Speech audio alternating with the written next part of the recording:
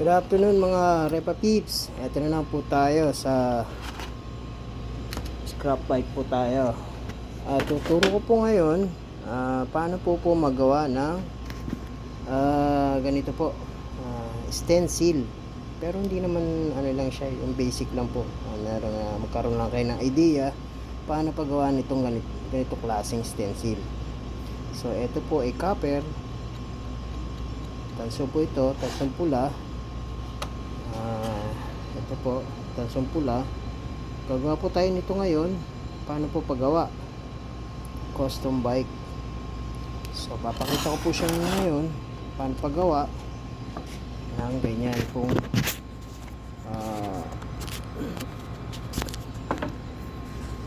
stencil. So maghahanap po tayo materials dito sa may wagang baol. Saan ba yan? Wala na. Yan natin makita. Mapi lang natin. Ito na. Ito pala yun. Gagawa tayo ngayon. Tatapos tayo ng diretso straight. Tapos tayo. Hit natin dito. So, lagay natin yung camera dyan. Habang tinatapos natin.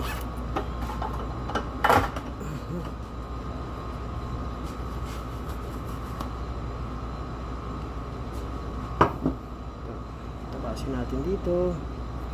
Straight lang. Natin sa vice.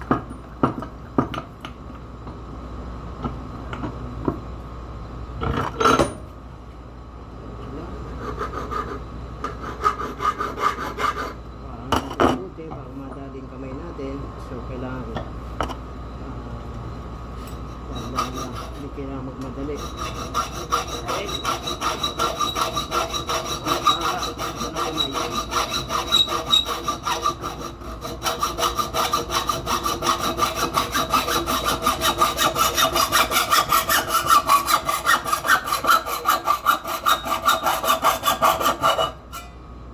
So ito na po siya. Ito na siya. So gugupitin natin siya ngayon. So ayun. So kikikili natin ng konti para malinis yung gilid. Matalim kasi siya, nakakasugat.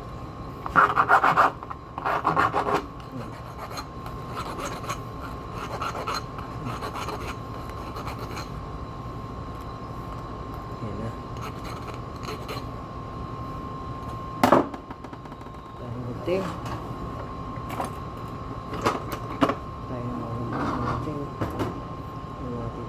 Tuloy natin sa gitna dito banda.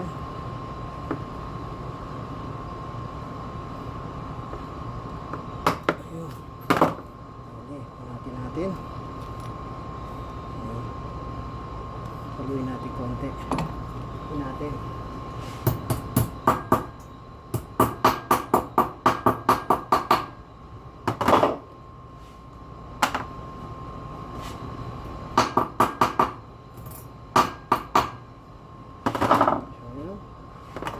Ulitin natin kunting medyo matalim. So ngayon, so pilit pa natin konti para matanggal yung mga sabit-sabit para hindi tayo makasulat.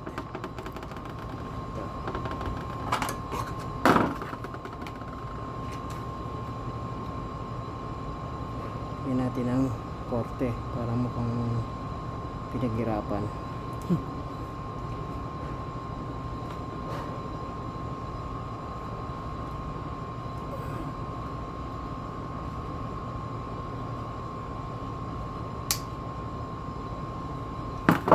Yan na siya. Meron na siyang design sa gilid.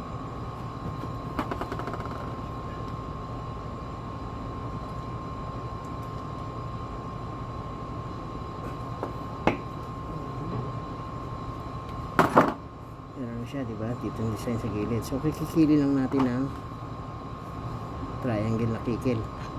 Yan natin sa gilid. Ayan. Kikili ko na.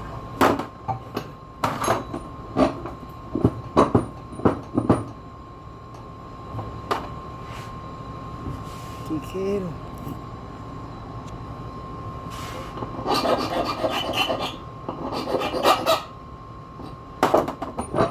Malambot naman kasi siya kaya madali lang po.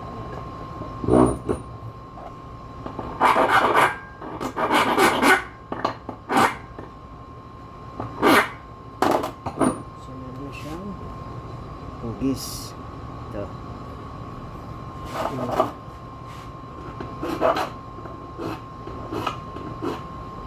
So yan na siya.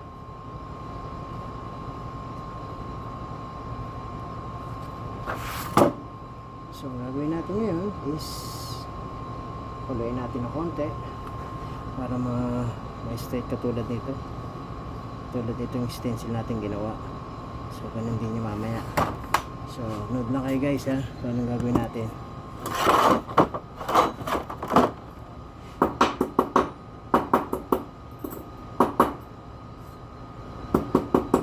So hindi masyadong diretso, medyo tabi-tabingi para medyo alam mo na medyo may dating, tsaka hindi masyadong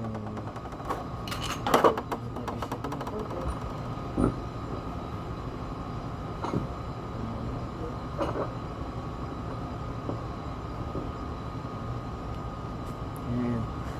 Ito na. So pipinturahan natin siya ng itim. Lagyan natin dito. Natin yung cover para hindi tayo makalat. Lagyan natin ang spray paint natin dito sa uli sa lagay natin dito. Laglag ng laglag. So ito yung spray paint natin. Marami rito. Ano tayong puti?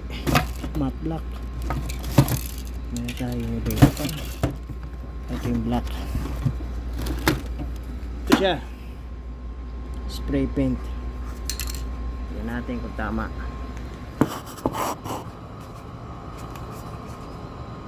Kakalag.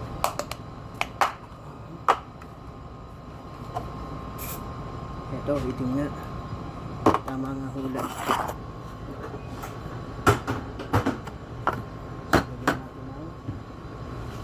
Saan?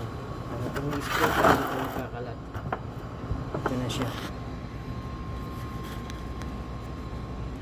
Spray. Paligyan mo natin itong spray paint natin. Mga 1 minute or 2 minutes. Mas maganda para halong-halo.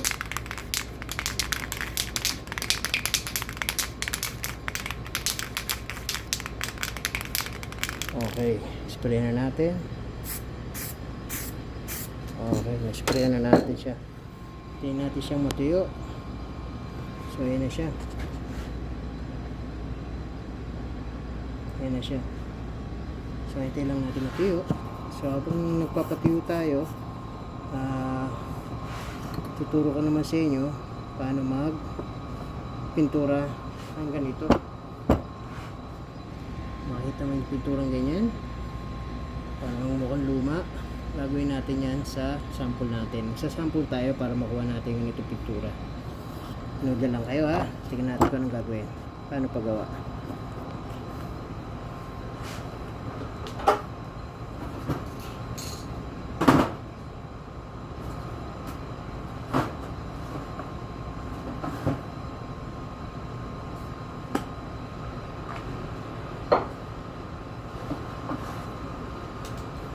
Ito nga palang pinturang gagamitin natin. Itong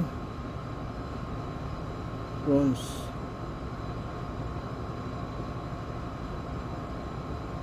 Yan ang gagamitin natin pintura para makuha natin yung ganito.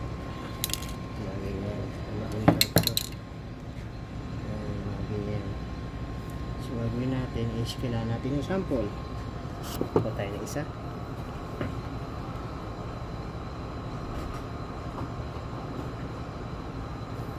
Ito lang po i-sample natin. Bali pinagtabasan ko to eh.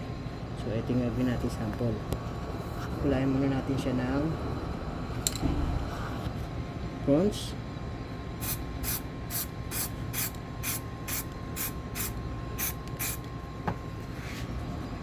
Ayan po, di ba?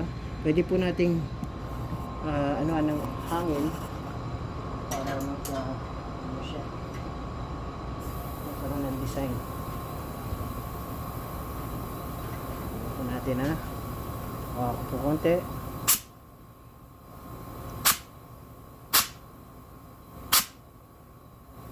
Masyado malakas. Yan po, no? So, ito yung uli natin. Tapos lagyan natin ng konting matte black na parang brown siya or beige. Lagyan natin ha. Spray din natin konti.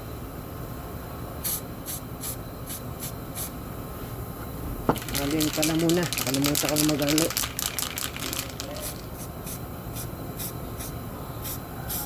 Ayan. Konting itim. Konting itim na konti. Para maghalo-halo yung kulay niya. Spray din natin ako. Punas-punasan natin ng konti. Para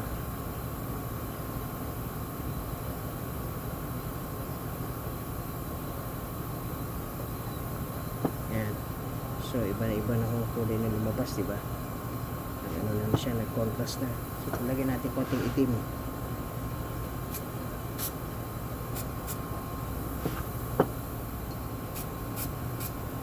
Ayan lang natin matuyo. Ayun na siya, mukha na siyang luma. Ayun na siya. Subukan na lang natin ang hangin.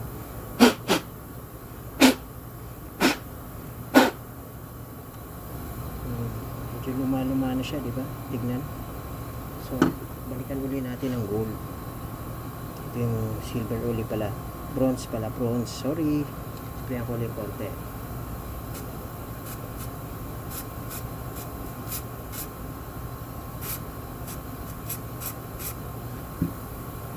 So, ayun na lumabas, di ba? Medyo luma-luma na siya. So, ang gagawin pa natin, patutuyin natin ng konti. Hindi natin ang kamay natin. Turn natin ng konti.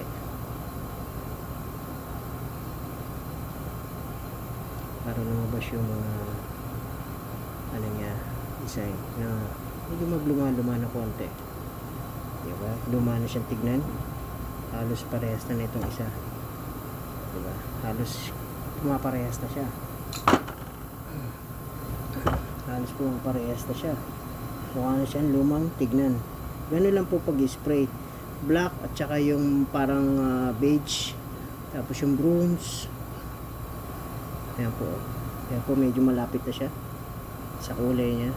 Mukha na rin po siyang luma. Ganun lang po pagpipintura. Medyo may mixture lang na konti. Depende sa kinukulay nyo. Kailangan magmukhang ginto o magmukhang luma. Kaya ito katulad mga ito, mga itim-itim. Lalagyan natin konti pa. Lagyan natin konti ng itim. Spray natin itim. Para makita-kita yung mga luma-luma. Sige. Ipa natin konti. Lumabas. Ayun na siya, diba? Parang nagtatalo yung gold at saka yung black. Na faded siya. Faded na lumalabas. Faded. So, lagyan natin konti dito. Ayan na. Subukan natin hipan dito sa itim.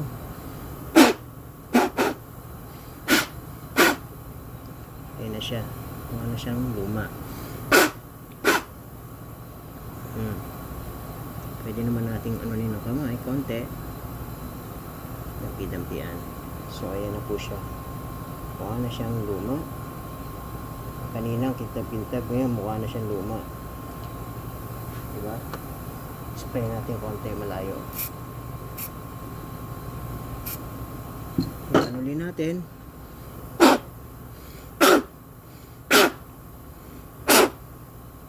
So, ayan na po siya. Mukha na siyang luma na nagtatalo sa bronze.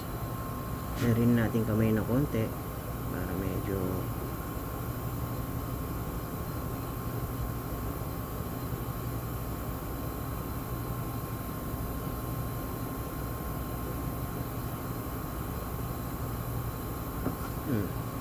mukha na po siyang sunog, parang nasunog na pintura. Ayan po siyang ano, ayan po pag mukha na po siyang sunog at mukha na po siyang luma. Pero yung kanina napakakintab niya po katulad ng ganito. ganito, yung ganito siya kanina. So ngayon mukha na siyang luma, mukha na siyang kakaibang kulay, di ba? Kung nagtatalis sa parang rusty na kulay, rusted na kulay, di ba? Maganda. So ganito po paggawa niya, no? Di ba po? Ayan, parehas na po sila halos, nagahawig na sila,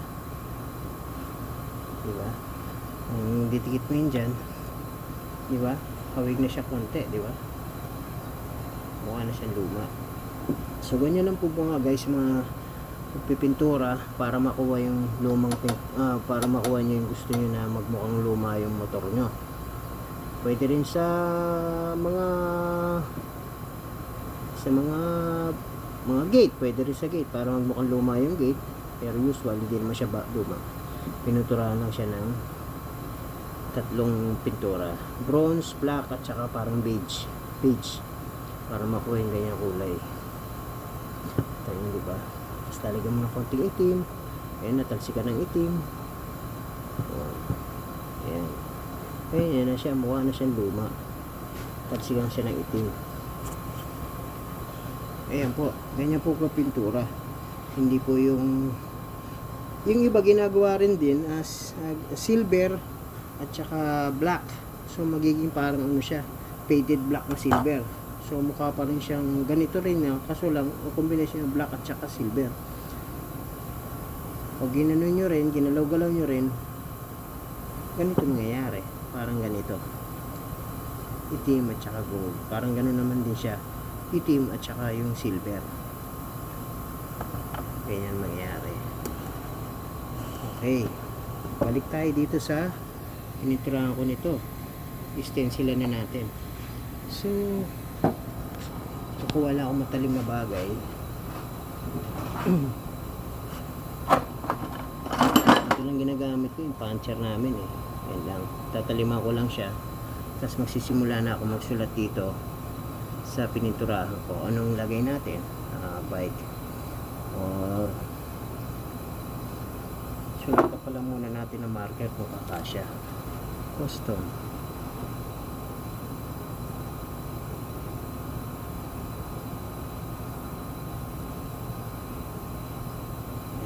Sinulatan ko muna siya. Kaya kung nakikita nyo, para mayroon akong guide para pag ginasgasan ko ng puncher. Tingnan nyo guys ha, paano pag kung makita nyo.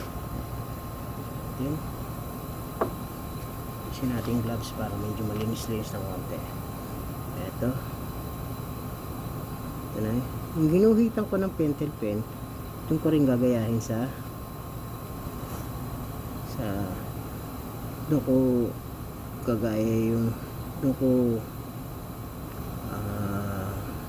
magaguide ako doon sa ginuhitan ko na pentel pen. So gagayahin ko lang yung hugis na sa lupino sa pentel pen. So meron na tayong C.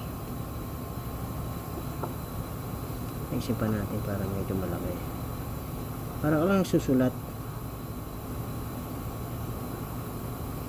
yun. Pag masyadong matalim tong ano natin, kasi masyadong pag matalim mahirap iguhit kasi kumukontra doon sa lumalalim.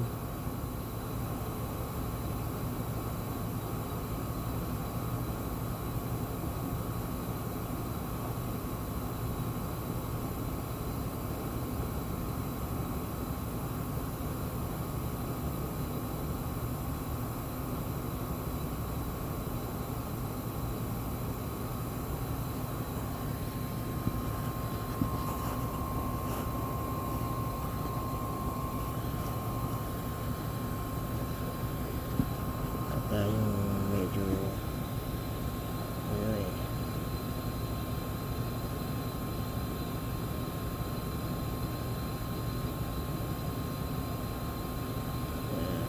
meron tayong S.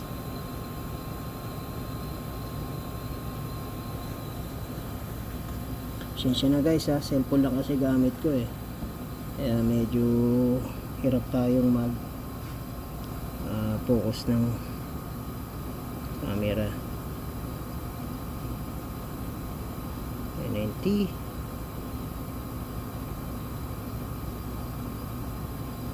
Hindi man siya perfect, pero kahit pa paano pag stencil kayo. Puro lahat ng gawa ko rito is ano lang, basic lang. Okay na.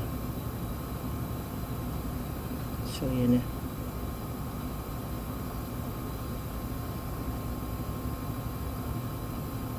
Zero O M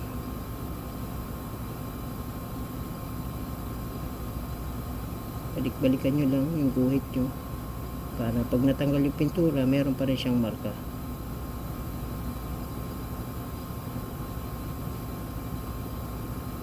Ano po tayo, tapos yung stencil natin. Ayan na po, raos po tayo. Ayan na po yung finish po natin product, custom.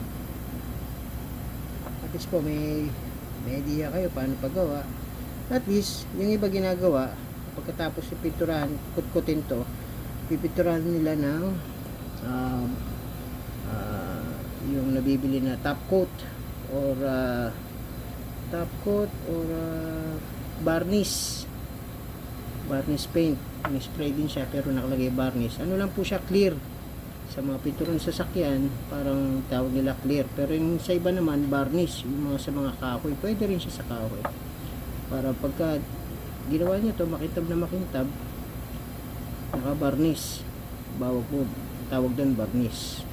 Sa kotse naman top coat or clear coat or ano pa ba, clear, nabibili sa mga Ace Hardware. Clear, usual clear lang naman tawag dun clear, para matakpan to, hindi siya magagasgas. Ayos na po, no? Nakagawa po tayo ng stencil. Ayan na po siya. Pag dinikit po natin dito, ayan na po siya, diba po? Ayos, no? Ayan na po yung finish natin. Pag dinikit na siya rito, baka na siyang may pangalan na siya, custom. Ayos, diba? Custom. Diba? Pwede nating lagay dito. May mas mga na dito naman sa gilid. Ayan. Kung ano siyang pogi. Ano na siya? Ano na? Ayos ang tignan, diba? So, lang guys, yung mga naituro ko sa inyo. Paano pagpintura ng luma, maging luma, or parang sunog na pintura. Ganyan lang po paggawa. Ayan. Tapos may konting black na background, beige, tsaka yung tones. Ayan. Mukha naman siyang madumi, diba? Madumi na kinakalawang, pero hindi siya kinakalawang kasi stainless. Ayan. Yan yung dating kulay niya, stainless. Pininturahan lang natin para mukhang luma. Ayan na po siya. Sana guys may natutunan kayo paano kasi mga ginawa natin ngayon pagka stencil, pagpipintura. Salamat guys kung may natutunan kayo. Kung hindi naman, okay lang. At least may ano kayong idea, or baka may mas maganda pa kayong idea sa ginagawa ko. At least pwede na rin nating butasan ito, para ibubutas dito, magandang tignan. Yung iba naman didikitan lang, Loctite or Mighty Bond or ano, super glue dito tsaka dito, nakagano na siya. Ngayon lang guys, mga Repa Peeps, ngayon lang masasabi ko na sana may natutunan kayo ngayon. Basic lang. At least may natutunan kayo kahit papano, or magkaroon kayo na ideas ang ginawa ko ngayon. So okay guys, sa susunod uling video kung anong gagawin natin paraan ulit, kung anong mas maganda pa. So pakikita ko naman sa inyo sa mga susunod nating video. Surprise na lang mga guys. Okay, see you.